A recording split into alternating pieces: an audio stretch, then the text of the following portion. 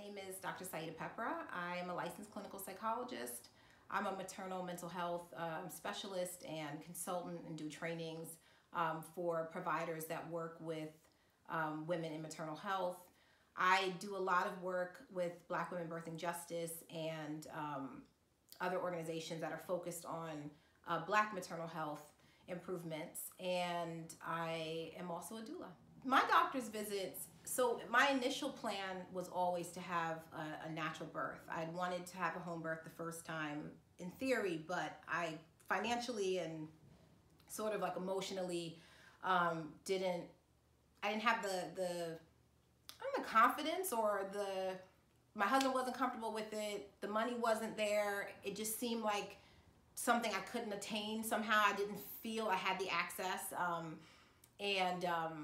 so I said, okay, then I'll have a natural birth in a hospital with midwives, with a doula, and kind of create my own experience. So I went in though, like, not really, completely not bought into a typical medical model. And because of that, I just wanted a lot more sensitivity to what I was wanting. I wanted a provider to ask me what kind of birth I wanted and then to help me achieve the birth. And I was 28, I was healthy. I didn't see any reason why I couldn't have the birth just the way I wanted it to be. And for the most part, I was working with midwives, and that was intentional. And so their model was a lot more connected to what I wanted. But it was still going to have to be within a hospital construct. And so then in the midwives, office, it was, beautiful and sweet. And we talked a lot about what I was wanting, and they were all in agreement. And then it's like, okay, we'll go and do the hospital tour. And at the hospital tour, they're talking about all the interventions and all the risks and all the things that we need to sign if we didn't want vaccinations, if we didn't want interventions, if we had a birth plan, and how that could impede in the doctor's ability to help us in the best way. And just already I was like, this is not like what I'm wanting, but okay, I'm gonna find a way to make the best of this.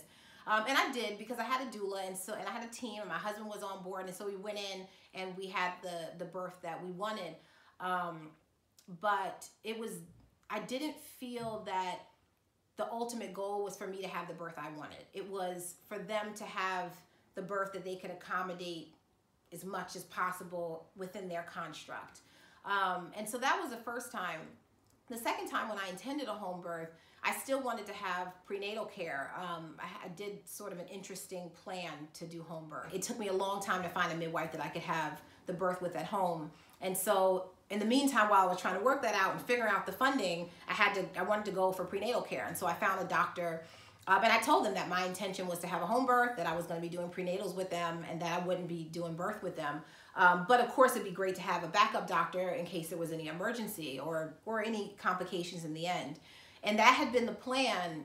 And then around the 7th or 8th month, I went into the doctor to have a follow-up, and the receptionist said that I wasn't allowed to come anymore, and that I was no longer a part of the practice.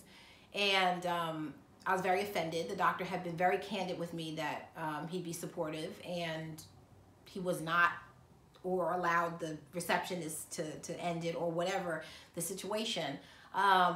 And so I felt very betrayed and very disrespected and very left now with, like, okay, I don't have another provider yet. And so once I did find a midwife, even in that process, there were just some difficulties about me being able to have a natural birth, or have a natural approach to the pregnancy. I got the B strep, which is something that a lot of women kind of test positive for, and the midwife wanted me to take antibiotics, which I said I would do if the natural remedies that I was aware of didn't work.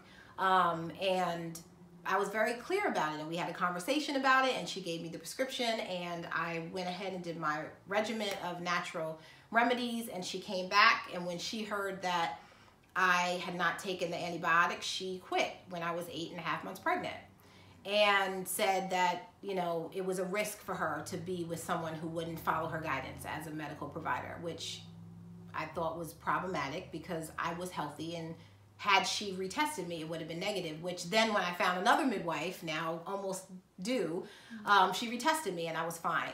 And so, yeah, I've had some difficulty, you know, with the medical providers, and it's just made me much more intentional about being educated and knowing my rights and understanding my body and being able to give myself the option of what the real choices are, because I know them. And then educating women as much as I can so that they know, because this is like the game of the medical model, is that they tell you that they know everything and then they give you the options that they want you to know. And if you're too afraid, you don't ask questions and you do what they want, and then you're often not satisfied, but they're like, your baby's alive, shouldn't you be happy? And birth is so much more than just having a live baby, to me. And it was something that I wanted to really create and be a part of and be active in, and not be this passive person as everybody else is deciding what I need, when it's my body and it's my baby and it's information and I could know it. And so, yes, that's my experience with medical providers.